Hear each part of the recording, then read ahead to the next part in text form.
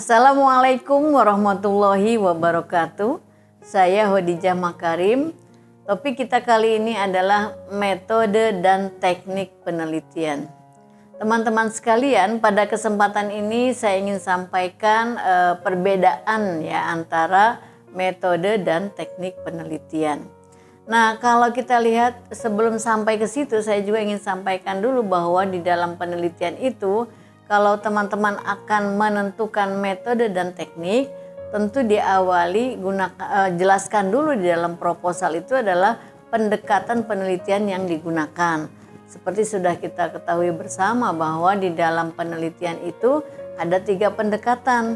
Teman-teman boleh memilih apakah akan menggunakan pendekatan kuantitatif, akan menggunakan pendekatan kualitatif, atau di mix ya, mix method antara kuantitatif dan kualitatif.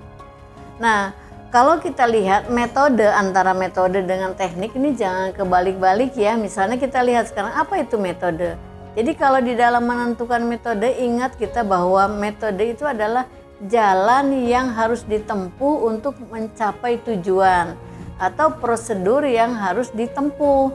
Nah, jadi metode itu dalam penelitian itu cara ilmiah ya, cara ilmiah kita memperoleh data.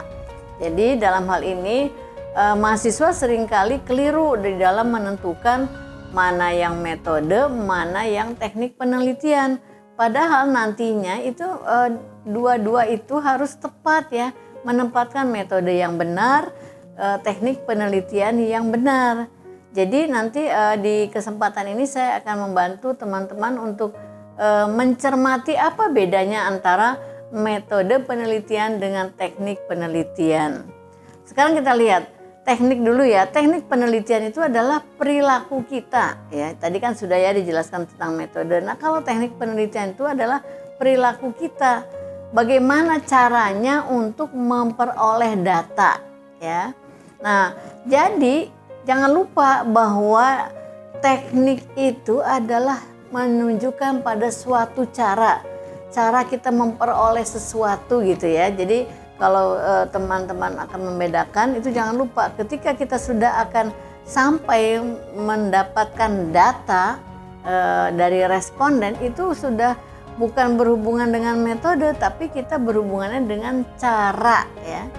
Nah, kemudian berikut ini saya akan sampaikan macam-macam teknik penelitian ya. Kita lihat yang pertama ini ada 4 saya sampaikan. Ada wawancara, ada observasi, ada tes, dan teknik dokumentasi. Nanti akan dijelaskan satu persatu sehingga nanti teman-teman bisa melihat apa bedanya dari ciri khas ya. Nanti akan kelihatan bedanya antara satu teknik dengan teknik yang lainnya, sehingga nanti teman-teman akan memilih cara mana yang tepat, yang sesuai dengan tujuan penelitian yang sudah teman-teman rumuskan ya. Tentu harus sejalan antara perumusan masalah, tujuan penelitian, lalu tekniknya apa yang digunakan. Itu harus ada sejalan ya. Jadi kelihatan tuh benang merahnya, kelihatan antara, saya ulangi ya, perumusan masalah, tujuan penelitian, dan teknik penelitian. Nah, berikut ini penjelasannya dari masing-masing. Saya ambil contoh dari wawancara dulu ya. Wawancara itu adalah cara kita memperoleh informasi mengenai suatu peristiwa, suatu objek, itu wawancara. Nah, wawancara itu ada 2. Ada yang tertulis, ada yang lisan. Terserah teman-teman mau menggunakan yang mana sesuai dengan tujuannya tadi. Jadi kalau kita lihat, kalau wawancara tertulis mau pakai seperti apa dan kepada siapa.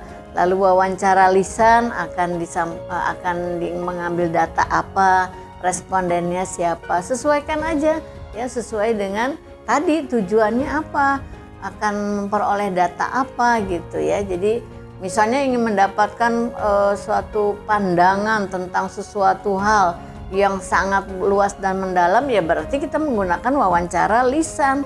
Kan kalau tertulis terbatas, nggak bisa, si respondennya itu tidak bisa mengemukakan pendapat, ekspresinya seperti apa, kita tidak bisa menangkapnya kalau tertulis.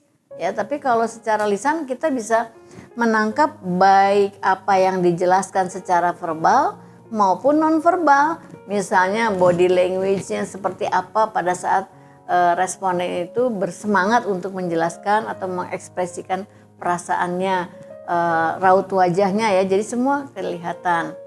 Berikutnya adalah dari segi caranya ya, wawancara juga terbagi dua, yaitu wawancara terbuka dan tertutup. Ini bukan kaitan dengan tempat ya. Jadi yang dimaksudkan dengan wawancara terbuka itu bukan wawancara di tempat yang terbuka, tetapi pertanyaannya terbuka. Terbuka apa? Terbuka pada pendapat. Jadi pendapat yang akan kita gali itu terbuka gitu, tidak terbatas. Lalu yang kedua, wawancara tertutup artinya pertanyaan-pertanyaan itu sudah disediakanlah jawabannya. Jadi sudah tinggal milih gitu ya. Mungkin teman-teman pernah lihat bagaimana cara pewawancara di televisi gitu ya. Itu kan ada yang apakah misalnya contoh bagaimana pendapat Bapak, pendapat Ibu, pendapat siapa misalnya yang diwawancara. Itu berarti terbuka. Tapi kalau misalnya apakah Anda setuju misalnya gitu, itu tertutup. Itu kan kalau apakah Anda setuju berarti jawabannya setuju atau tidak gitu ya. Selanjutnya kalau kita lihat wawancara, misalnya kalau kita lihat wawancara terbuka itu biasanya digunakan untuk penelitian kualitatif ya. Pertanyaan yang digunakan untuk wawancara terbuka itu memang memancing orang untuk menjelaskan sesuatu ya. Misalnya ditanya tentang mengapa misalnya. Mengapa berarti alasan-alasannya, mengapa seseorang melakukan sesuatu, itu dicari jawabannya ya. Kemudian yang kedua, apa sebabnya melakukan sesuatu, apa sebabnya memilih sesuatu. Kemudian yang ketiga, bagaimana gitu ya. Pokoknya kata-kata yang digunakan dalam merumuskan pertanyaan terbuka itu menuntut jawaban yang luas dan mendalam gitu ya. Berikutnya kalau wawancara tertutup itu sudah tersedia jawabannya. Jadi pilihannya misalnya kalau menggunakan setuju, tidak setuju, atau mungkin pakai skala Likert dari mulai sangat setuju, apalagi kadang-kadang, kemudian kurang setuju, tidak setuju dan sebagainya lah gitu. Pokoknya kalau pakai skala 5 itu ya. Jadi bisa kita menggunakan daftar pertanyaan yang lebih populer disebut kuesioner ya, itu kalau untuk wawancara tertutup. Nah, wawancara tertutup tadi jangan lupa pertanyaannya sudah, kalau nggak pakai skala berarti sudah tersedia ya, disediakan. Jadi tidak ada lagi pilihan lain buat responden mau tidak mau yang tersedia itu.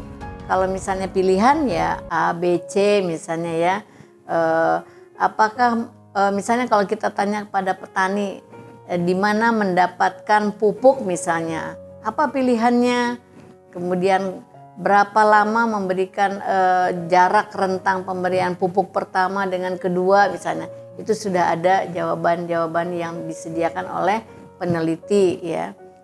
Nah itu kemudian berikutnya kalau kita akan menggunakan skala pengukuran bisa juga menggunakan skala Likert atau skala Guttman ya. Terserah teman-teman memilihnya, lagi-lagi tadi sesuai dengan tujuan penelitiannya.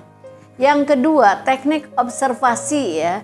Nah, observasi itu adalah mengamati, mencatat secara sistematis.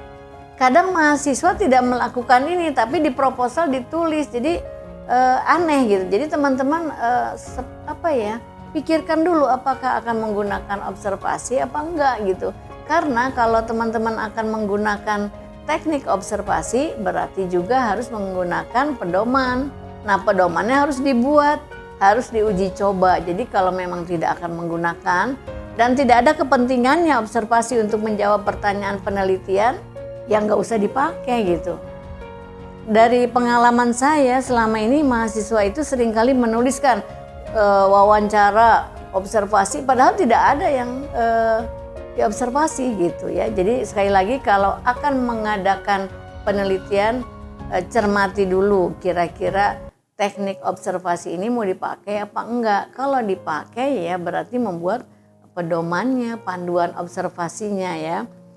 Nah kemudian kalau akan dipakai misalnya untuk apa? Sebab macam-macam observasi itu misalnya kalau teman-teman akan mengadakan penelitian observasi apa? Observasi partisipan, alamiah, atau mungkin observasi kayak di tes-tes psikologi misalnya ya. Dibuat perangkat tesnya, kemudian kita psikolog itu mengobservasi perilaku kliennya misalnya ya.